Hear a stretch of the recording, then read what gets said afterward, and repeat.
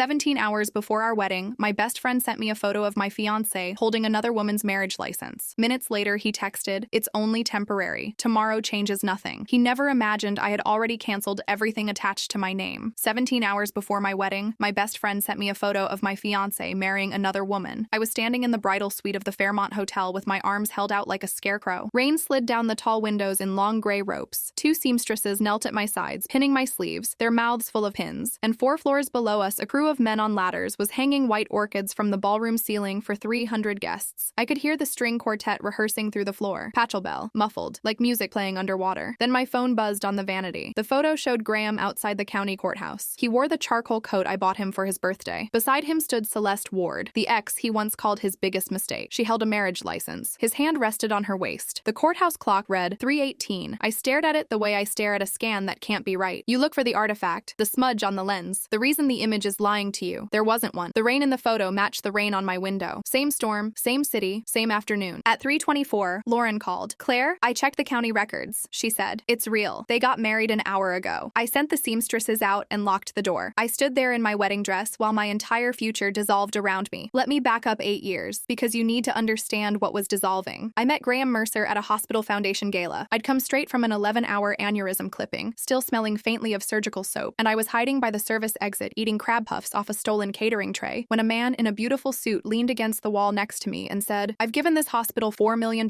and nobody ever told me there was a secret snack door." That was Graham, 4th-generation heir to Mercer Maritime, a shipping company his great-grandfather started with one leased freighter and a gambling debt. He was funny in a way that made you feel like the funny one. He remembered everything: your coffee order, your residence name, the exact thing you said 3 weeks ago that he could hand back to you at the perfect moment like a gift. I mistook that for attentiveness. It took me 8 years to understand it was inventory. I'm a neurosurgeon. I tell you that not to impress you, but because it matters to everything that happened. My entire professional life is built on one rule. When the story and the imaging disagree, believe the imaging. Patients tell you they're fine. Families tell you he's just tired. The scan doesn't care. The scan just shows you what's there. For 8 years, I believed Graham's story instead of his imaging. That's on me. The people in this story, quickly. Lauren Bryce, my college roommate, an ICU nurse with 14 years of night shifts behind her, and the emotional startle reflex of a bomb technician. She was my maid of honor. She never liked Graham, and she never said so, which is how I knew. Margaret Mercer, Graham's grandmother, 84, the actual spine of that family. 3 years ago, at a Sunday dinner, I noticed her left eyelid drooping a few millimeters and her pupil sitting wide in the candlelight. Most people would have seen a tired old woman. I saw a posterior communicating artery aneurysm pressing on the 3rd cranial nerve, and I had her in imaging by Tuesday. My partner, Dr. Priya Raman, 21 years in cerebrovascular surgery, hands like a metronome, clipped it before it could rupture. Margaret told everyone I'd saved her life at a dinner party. When Graham and I got engaged, I formally recused myself from her care and handed her chart to Priya, because that's what the ethics require. But Margaret still called me my doctor, and I never once corrected her. She was in the hospital again that October, admitted 12 days before the wedding after a hypertensive episode, being stabilized ahead of an elective repair on a second, smaller aneurysm the surveillance scans had picked up. She was planning my wedding from that hospital bed, approving the orchids from her phone, vetoing the cake, and Celeste Ward. I knew her only as a story Graham told at parties, always with the same practiced rueful shrug, the ex who had drained an account and disappeared. My biggest mistake, the cautionary tale that made him seem wounded and wise. I want you to remember that detail. In Graham's stories, the villain was always a thief. I've since learned that people accuse you of exactly what they're planning to do to you. They're not lying. They're rehearsing. Were there red flags? Of course there were. There always are, and they only turn red in hindsight. Before that, they're just flags, fluttering in the background of a life you're busy living. Flag 1, the money. Graham was rich the way weather is wet, and yet somewhere in the second year, the logistics of our shared life had all migrated quietly onto my accounts. The family money's tied up in the restructuring, he'd say. You're the organized one. I'll square it at the end of the quarter. The quarter never quite ended. I was a surgeon making an excellent living. The amounts didn't hurt, and it felt petty to keep score with the man I loved, so I didn't keep score. I just kept paying. Flag 2, the versions. Graham told stories differently depending on the room. Little calibrations, the fishing trip that was 3 days with his college friends when he told me, and 5 days handling the Singapore accounts when he told his mother. I told myself everyone edits. I'm telling you now, there is a difference between editing and drafting, and Graham was always drafting. Flag 3, and this one I'll never forgive myself for. 18 months before the wedding, he asked me to stop by his office between surgeries to sign the refinance on Tahoe, a conference room, a stack of tabbed pages, his assistant hovering, Graham checking his watch and saying my next patient was probably already prepped. Sign here, initial here, you're an angel. 11 minutes. I was back in scrubs by 2. Remember that. I didn't for 18 months. And then, 17 hours before my wedding, I remembered everything. Back in the bridal suite, the rain kept coming down, and at 3:31, my phone buzzed again. Graham. Celeste's mother is dying. She needed legal protection for the family property. It's temporary and private. Tomorrow stays the same. Please don't create a crisis that could hurt grandmother. 2 minutes later, a second bubble appeared underneath it, like he'd read it back and decided it needed a closing argument. It's only temporary. Tomorrow changes nothing. I read it 3 times. He had married another woman, and somehow I was the crisis. Here is what I want you to understand about that moment, because people ask me why I didn't scream, why I didn't call him sobbing, why I didn't run down 4 floors and tear the orchids off the ceiling. In my operating room, when a vessel lets go and the field fills with red, nobody screams. The room gets quieter. Your voice drops. Your hands slow down because fast hands make holes. 8 years of loving Graham had just let go all at once, and my body did the only thing it has ever been trained to do in a catastrophe. It got quiet. It got precise. It went looking for the source. I didn't cry. I didn't scream. I took off the dress, hung it up carefully on the padded hanger, and put on the hotel robe. Then I opened the wedding binder Sophia Marchetti, our planner, had left on the desk. The master binder, every contract, every invoice, every vendor. And I started taking pictures. Every contract, every invoice, every payment made from my account. That's when I noticed the first thing that was actually new. Every single agreement was in my name. Not our names, not his, mine. The Fairmont Ballroom, $94,000. Dr. Claire Hale. The florist, $38,500 for a ceiling of imported orchids. Claire Hale. The quartet, the photographer, the calligrapher, the fleet of black cars. Claire Hale, Claire Hale, Claire Hale. The deposits alone came to $186,400, and every dollar of it had moved through my accounts, with my card sitting on file at every vendor for the balances due tomorrow. I had known this in the way you know things you've decided not to look at. Tied up in the restructuring, you're the organized one. Standing there in a hotel robe, I finally looked at it, and I felt something I recognized from the OR, the specific cold that arrives right before a difficult case. Not fear. Focus with the temperature dropped out of it. At 4:05, I called Sophia Marchetti. 15 years of running society weddings had given her a voice that could stay pleasant through an earthquake, and it stayed pleasant now, though I heard the hesitation underneath. Claire, is everything all right upstairs? Sophia, why is every contract in my name? A pause. Mr. Mercer emailed me in March, she said carefully. He was very specific. All vendor agreements were to run through you. He said the Mercer accounts were mid-restructuring and it would be cleaner. I have it in writing. Do you want me to forward it? Yes, I said. Forward everything. March. He had married Celeste in October, but in March, 7 months earlier, 2 weeks after we sent Save the Dates, he was already routing the wreckage toward my name. I told myself there could be an innocent explanation, the way you tell a family the mask could still be benign. Then Sophia's email arrived, and I read Graham's actual sentence. Everything should be under Claire. Keep Mercer entities off the paper entirely. And the benign explanation died on the table. Off the paper entirely. Business people keep their names off paper for exactly one reason. At 4:40, I called my lawyer. Miriam Kessler has spent 24 years in matrimonial law and civil fraud, and she answers her own phone on Fridays, which tells you everything about her. I laid it out in 4 sentences. She didn't gasp. Miriam has heard everything twice. Don't sign anything, Miriam said. Freeze every payment. And Claire, if you stand at that altar tomorrow knowing he's married, that's fraud. You'd be part of it. Part of it how? A marriage license application signed under penalty of perjury by a man who's already married, witnessed by you, knowing. Congratulations. You're a witness to a felony at your own wedding. He hasn't just betrayed you, honey. He's tried to make you a co-signer on the betrayal. Paper everything. Screenshots, records, timestamps. Send it all to me tonight. So I called the hotel and revoked every charge tied to my name. The Fairmont's banquet director was gracious and horrified in equal measure. I made her confirm the revocation by email while I was still on the line. Then the florist, the cars, the photographer. Then my bank, where a very calm woman in the fraud department locked the card on file everywhere and read me a confirmation number I wrote on Fairmont stationery. The Mercers could pay for their own party. By 6 o'clock, the rain had gone from gray to black against the windows, and Graham had started calling. 6:02, 6:05, 6:11. I let each one ring out while I photographed documents, the phone lighting up on the desk like a monitor alarming in another room. Graham called 7 times before I picked up. Claire, tell me you're not canceling vendors over a technicality. You got married today, Graham. It's paperwork. We'll dissolve it quietly. Tomorrow can still happen, symbolically. We'll file our license later. I actually laughed. It surprised us both. A short, real laugh in that silent hotel room. So Celeste gets the real marriage, and I get to perform the fake one for an audience. I'm protecting this family from humiliation. You're protecting yourself. His voice went cold. I want to describe this properly because the change was the most honest thing he'd done all day. The warmth didn't fade. It shut off like a switch, like it had always been a switch. Grandmother's blood pressure is unstable. You know what shock could do to her. If you disappear tomorrow, whatever happens to her follows you, personally, professionally. There it was, the threat. Margaret is my patient, I said. Her health will never be your leverage. Strictly speaking, she was Priya's patient. I'd recused myself the week we got engaged, and Graham knew it, and I knew he knew it, but he understood exactly what I meant, and I understood understood exactly what he'd just told me. Personally, professionally. He had reached instinctively in under a minute for the two things a surgeon cannot survive losing: her judgment and her license. You don't improvise a threat that precise. You keep it loaded. I hung up and set the phone face down, and I sat with the question every investigator eventually reaches. Not what did he do? I knew what he did, but why now? Why marry Celeste Ward on a Friday afternoon in the rain, 17 hours before 300 guests? Legal protection for the family property was the story. Fine. In my work, we have a rule about stories. Believe the imaging. At 7:30, I opened the county recorder's public portal on my laptop because deeds, unlike men, are searchable. It took me 40 minutes and one bad cup of room service coffee to find them. 3 Mercer properties, 2 waterfront parcels near the Oakland terminals and the Sonoma warehouse, quietly transferred over the previous 2 months. August 12th, September 3rd, September 26th. All 3 deeded into something called Ward Crest Holdings, LLC, a Delaware entity formed on July 30th. Its registered agent and address I recognized because it belonged to Mercer Maritime's outside counsel, Ward, as in Celeste Ward. So the marriage wasn't about protecting her dying mother's family property. There was no property of hers in motion at all. It was Mercer property, moving out, sliding, parcel by parcel, into a box with her name on it. A wife can hold things a girlfriend can't. A wife doesn't testify. A wife is a legal structure wearing perfume. The question got sharper. Moving assets away from what? At 9:12, I found it, 3 pages deep in a maritime trade journal, dated 2 weeks earlier, and I remember the exact sensation of reading the headline, like stepping off a curb you didn't see. An arbitration panel had entered a $41.7 million award against Mercer Maritime in favor of a charterer called Pacific Meridian over a vessel dispute that had been grinding through arbitration for 2 years. The award had gone final at the end of September. Collections would come next. Enforcement. Judgment liens crawling across every asset with the Mercer name on it. Every asset with the Mercer name on it. Everything should be under Claire. Keep Mercer entities off the paper entirely. My hands were steady when I read that. I want to be honest about when they stopped being steady, because it wasn't the photo, and it wasn't the phone call, and it wasn't the deeds. It was 10:41 p.m. when I finally remembered the 11 minutes in his conference room and went looking for my copies of the refinance on Tahoe. I keep copies of everything I sign. It's a surgeon's habit. Documentation is a reflex. The folder was in my cloud drive, scanned the same week, unopened for 18 months. I opened it in that hotel room and read it for the first time. Page 1 was the Tahoe refinance. Page 9 was a continuing guarantee in favor of First Coast Bank, personally guaranteeing a $2.3 million revolving line of credit extended to Mercer Maritime, LLC. Guarantor, Claire E. Hale, an individual. My signature at the bottom, or something wearing it. And stapled behind it, a notarial acknowledgement, my name, a thumbprint box, a stamp reading Denise Corrado, Notary Public, dated a Tuesday in April, 18 months ago. Here's the thing about that Tuesday. I didn't have to wonder where I'd been, because surgeons log every case we do. It's how our credentials stay alive. I pulled up my case log with shaking fingers, and there it was. On the date Denise Corrado swore I appeared before her and acknowledged that guarantee, I was 9 hours into a basilar tip aneurysm at the hospital, scrubbed from 7:10 a.m. to just after 6 p.m., with 2 residents and a scrub tech and an anesthesiologist who could all place me to the minute. I have never in my life met a notary named Denise Corrado. I later learned she was a staff accountant at Mercer Maritime, 4 doors down from Graham's office. Either I had signed a millstone without reading it, or the acknowledgement was manufactured. Possibly both. Definitely at minimum one. That was the moment my hands shook. The first tremor of the whole night, standing at the desk of a bridal suite with a hotel pen. And I remember watching them with clinical detachment, the way I'd assess a colleague. Resting tremor, fine amplitude, resolves with intention. Then I did the stupid human thing. I photographed page 9 and texted it to Graham with 2 words. Explain this. His reply took 4 minutes. You're spiraling. Get some sleep. Big day tomorrow. Spiraling. Save that word. It comes back. I did not get some sleep. At 11:20, I logged into the American Express account we shared for household and wedding expenses. My name first on it, naturally, everything was. And I went backward through the year with the joyless thoroughness of an audit. It took 20 minutes to stop being about money. June 6th through 8th, an inn in Carmel by the Sea, $2,914. The same weekend, Graham had been walking the Long Beach terminal with the insurers. I remembered that weekend precisely because I'd taken extra call to keep myself busy, and he'd sent me a photo of a container ship at sunset. April 14th, Cartier, $11,340. I never received anything from Cartier. I checked the date twice against my calendar. On April 14th, I was at a conference in Houston. There were others, restaurants I'd never been to, a florist that wasn't our florist, patterns as legible as handwriting once you finally hold the page at the right angle. This was not a marriage of convenience arranged last week for a dying woman's estate. This had been running underneath my life for at least a year, on a card with my name embossed on the front, which raised at 11:48 p.m. the last question of the loop, the dying mother, the load-bearing wall of Graham's entire story. Celeste needed legal protection because her mother is dying. Linda Ward was not hard to find. There was no obituary because there was no death, and there was no hospice because there was no illness that I could find any trace of. What there was, on a public Facebook profile, posted 3 weeks earlier, was a photograph of Linda Ward on a casino floor in Reno casino, holding a comically large margarita, tagged by her sister, captioned, 77 years young, look out slot machines. I sat there looking at that woman's wonderful, alive, uninsured against nothing smile, and the last of it came apart. Not the marriage, the architecture. Every beam of his explanation was load-bearing on a lie, and the lies weren't improvisations. They interlocked. They'd been machined. Machine things have blueprints. At 5 past midnight, I found the blueprint. We kept a shared cloud folder, wedding, where Sophia dropped contracts and Graham and I both dumped PDFs. His desktop synced into a subfolder he'd probably forgotten was shared, the digital equivalent of a jacket left over a chair. Inside a folder called Statements, between the caterer's invoice and a scan of his passport, was a document named Postponement Draft V3.docx. I want to tell you I hesitated before opening it. I didn't. The Mercer family regrets to share that tomorrow's ceremony will be postponed due to a private health matter affecting the bride. Dr. Hale is receiving excellent care, and the family asks for privacy during her recovery. We are grateful for your discretion and your prayers. Version 3. I checked the file information with my heart going exactly the way I never let it go at work. Created October 2nd, 10:47 p.m. Modified October 8th. October 2nd, 10 days before he stood outside a courthouse with his hand on Celeste Ward's waist. 10 days before any of it, he had written and revised, twice, the story of my breakdown. It was sitting in the drawer like a scalpel in a tray, waiting to see whether he'd need it. There had never been a version of this where I came out whole. There was the version where I smiled through a fake wedding in front of the governor, and there was the version where I was the poor, unwell bride in a statement drafted before the crime, compliance, or diagnosis. Those were my options, drafted, versioned, and saved. You can't negotiate with a script. You can only decide whether to be in it. I sat on the floor of that bridal suite for a while. I won't pretend I know how long, with the dress hanging above me like a ghost of a different woman, and the rain finally slowing against the glass. And then I got up because the cold, useful part of my brain had already moved on to the operative plan, and it needed my hands. Between 12:40 and 2 a.m., I built a file. 3 slides, no accusations, no drama, just proof, set to play on my command. Slide 1, the certified county record of marriage, Graham Ellis Mercer and Celeste Ann Ward, dated the previous afternoon, license number legible, county seal in the corner, public record. Anyone in that ballroom could pull it themselves in 90 seconds, and I was counting on a few of them doing exactly that. Slide 2, a screenshot of his text to me, timestamps intact. Celeste's mother is dying. It's temporary and private. Tomorrow stays the same. And underneath, the second bubble, the one he'd sent like a closing argument, it's only temporary. Tomorrow changes nothing. Slide 3, a split screen. On the left, postponement charts draft Hodgster 3 docs, with its file information panel open beside it, created October 2nd. On the right, the marriage record, October 11th. No captions, no red circles. Dates do not require adjectives. Here is the beautiful, stupid irony that made all of it possible. The Fairmont's audiovisual package, the screens, the projection, the whole nervous system of that ballroom was contracted, like everything else, to Dr. Claire Hale. Graham had spent 7 months making sure his name touched nothing, which meant every switch in that room answered to mine. He put everything in my name because he thought my name was a place to hide things. He never checked what else a name can do. At 2:20 a.m., I called the hotel's overnight events line, identified myself as the account holder, and asked the AV lead, a wonderfully unflappable man named Marcus, who had clearly seen weddings go wrong in every conceivable direction, to load my file into the ballroom system as bride's welcome loop, hold for queue, playable remotely from a link by the account holder or her designee. I sent the link to one person. Then I emailed everything: deeds, guarantee, case log, the Amex history, the draft statement with its metadata, Sophia's March email, to Miriam Kessler with the subject line she'd told me to use: Preserve Hale. I placed my ring back in its velvet box and left it on the entry table with a note that said nothing, because there was nothing left that was mine to explain. I booked the 6:10 a.m. flight to Denver. Then I flew to my sister's place in Denver and shut off my phone. I turned it back on exactly once, at 9:40 the next morning, Mountain Time, for one call to one person. The next morning, Lauren sat in the back row of the ballroom in her green maid of honor dress. Her phone was hidden inside her program. My voice was in her earpiece. 10 o'clock. 300 guests under a ceiling of white orchids. Through Lauren's whispered play-by-play, I could see it as if I were standing in the back. The governor's aide checking his watch. Vivian Mercer, Graham's mother, patrolling the aisle in oyster gray silk. The quartet vamping. The doors at the back of the room staying shut. My sister put a mug of coffee in my hands and sat next to me on her couch without saying anything, which is the correct thing to say. Outside her window, the first real snow of the season was coming down over Denver, fat and unhurried. At 10:14, Graham's mother took the microphone. The bride is slightly delayed. A small medical matter. A small medical matter. Version 3 had made it to opening night after all. They were performing the draft. In my ear, Lauren exhaled through her nose, which for Lauren is a scream. At 10:27, the quartet played my processional song a second time. The doors stayed shut. Guests checked their watches. Phones came out. At 10:35, Graham walked onto the stage alone. He straightened his tie. He looked devastated. He was good. Claire has suffered an episode of severe exhaustion, he told the room. A breakdown. Our family is supporting her her through this private health crisis. We ask everyone to respect her recovery. The ballroom gasped. A woman near Lauren whispered, "That poor man." Lauren's voice was low and furious in my ear. "Claire, he's telling them you had a breakdown." I knew exactly what he was doing. A breakdown doesn't just end a wedding, it ends a surgeon's career. There were 9 physicians in that room, 2 hospital board members, a medical school dean. Every referral I would ever receive, every OR schedule, every credentialing committee for the rest of my life was sitting in those chairs watching a handsome man grieve for my mind. He was turning my escape into evidence against me. Spiraling, he'd texted at 10:45 the night before, and I understood now that it hadn't been an insult. It had been a diagnosis he'd already typed up 10 days earlier, in version 3. Here is the part I've never said publicly. I waited. Even then, with my finger over the link, I gave him one last exit he'll never know about. If he had walked onto that stage and said the wedding is off and it's my doing, and Claire deserved better, I would have closed the laptop. Let him keep his ballroom of pity. I'd have taken the quiet exit and rebuilt. He chose the version where I was broken. I watched snow drift past my sister's window. My hands were perfectly steady. "Lauren," I said, "play the file." Behind Graham, our giant engagement photo flickered and went black. Then the screen began to load. Lauren says the marriage record sat there for a full 3 seconds before anyone understood what they were reading, and that the sound the room made was not a gasp. A gasp is fast. This was slow, a low, spreading murmur, like water finding a crack. 300 people doing the same arithmetic at slightly different speeds. County of San Francisco. Record of marriage. Graham Ellis Mercer. Celeste Ann Ward. Dated yesterday. Graham turned around. Lauren said he stood absolutely still for a moment, reading his own life off a 14-foot screen. And then he did the thing that told everyone everything. He looked for the AV booth, not at the record, not at his mother, at the projector, because his first instinct, in front of 300 witnesses, was to find the switch. But the switches were mine. They had always, technically, been mine. The second slide came up. His own words, in that unmistakable gray bubble, 11 feet tall. "It's only temporary. Tomorrow changes nothing." Somewhere near the front, a man laughed. One short, shocked bark, instantly smothered. Phones rose like a tide. Lauren says the governor's aide was the first one moving, already dialing, already gone. Graham found his voice and said the only thing left in the script. "This is, someone has doctored," then slide 3 loaded, and the dates hung there side by side, October 2nd and October 11th. A statement about my health crisis written 10 days before my health crisis, and nobody in that room needed it explained. That's the thing about proof. Done right, it's self-assembling. 300 people had spent 8 minutes marinating in the story of my breakdown, and now they watched the metadata of my breakdown, drafted and revised while I was still addressing thank you cards. For 8 years, everyone believed Graham's story. In 11 seconds, 300 people finally saw the imaging. Vivian Mercer sat down in the front row like her strings had been cut. The quartet's cellist, God bless her, quietly laid her bow across her knees. Guests began to stand, not storming out, worse, the polite kind of leaving, murmured and unstoppable, the sound of a reputation draining out of a ballroom. Lauren stood too. She placed her program neatly on her chair, walked out past the orchids, and on the sidewalk she said the only thing that made me cry that entire weekend, "You should see the rain, Claire." It stopped. The room, she told me later, was empty in 9 minutes. The Fairmont, at my written instruction, boxed the dress for donation and released the ballroom for a 2 p.m. corporate function. By my math, the Mercers were left holding roughly $250,000 of unpaid balances for a wedding that never happened. Every invoice freshly repapered to the only names still on the account, theirs. What came next was not fireworks. It was process. Slow, unglamorous, and more satisfying than any scene I could have made, because process leaves records, and records were always the only language Graham couldn't charm. Monday morning, Miriam Kessler brought in Dana Whitfield, a forensic accountant, CPA, certified in financial forensics, 15 years, the first 9 of them with IRS criminal investigation, a woman who reads a general ledger the way I read an angiogram. Dana took one afternoon with the deeds, the LLC filing, and the arbitration award and said, "This isn't a love story. It's a fraudulent transfer case with a wedding attached. 2 waterfront parcels and a warehouse sliding to an insider entity for nominal consideration 60 days after a $41 million award goes final. There are badges of fraud," she said. "And then there's wearing the whole sash." The guarantee went to First Coast Bank with my sworn affidavit and my OR case log attached. The bank's fraud unit subpoenaed Denise Corrado's notary journal. There was no entry for me, no thumbprint, no appearance because I had never appeared. Confronted with a journal that didn't match her own stamp, Ms. Corrado surrendered her notary commission and started cooperating with Detective Ana Reyes of the police department's financial crimes unit. 17 years working fraud, a woman with a manila folder calm I found deeply soothing. Detective Reyes interviewed me for 2 hours and took notes like a court reporter. In December, First Coast Bank released me from the guarantee in writing. I keep that letter in the same cloud folder as the case log that earned it. Documentation is a reflex. Pacific Meridian's lawyers, who had spent 2 years chasing Mercer Maritime, received an anonymous gift basket of public records that October. I'm told judgment creditors love it when the deeds practically annotate themselves. Their enforcement action added fraudulent transfer claims within weeks. By January, a court-appointed receiver named Alan Brandt was unwinding Wardcrest Holdings, and the transfers Graham had built his courthouse marriage around ground were voided, one by one, and pulled back within reach of the judgment. The marriage that existed to hold the assets outlived the assets it existed to hold. Celeste got to keep exactly one thing Graham gave her. Graham. The complaint to the medical board arrived on schedule. Anonymous, of course, alleging impairment and erratic behavior. Filed the Tuesday after the wedding. Personally, professionally, he'd promised, and Graham keeps exactly the promises you wish he wouldn't. The board's investigator reviewed my file, my case outcomes, and, I suspect, the same 3 slides as everyone else in the city, and closed the inquiry as unsubstantiated in under 3 weeks. My chief of surgery called me into his office, slid the closure letter across the desk, and said, "Your hands were never the ones anybody was worried about." For the ballroom speech, Miriam sent one letter, telling 300 people, including my colleagues, my hospital's board, and the governor's office, that a named neurosurgeon had suffered a breakdown is, in legal terms, defamation per se, and in practical terms, a confession with catering. Graham's lawyers folded before Thanksgiving. Every guest household received a written retraction stating, in language Miriam drafted and I approved, that Dr. Hale had experienced no medical or psychiatric event of any kind, and that the statement made on October 12th was false when made. The settlement paid my legal fees. The remainder, at my direction, went to the hospital's cerebrovascular research fund as a named gift in honor of Margaret Mercer. Which brings me to Margaret, because she is the part of this story I actually care about. Graham had held her over me like a vial of something fragile. Her blood pressure, her aneurysm, the shock that would follow me personally and professionally. So we treated the truth the way you treat anything dangerous and necessary, with a protocol.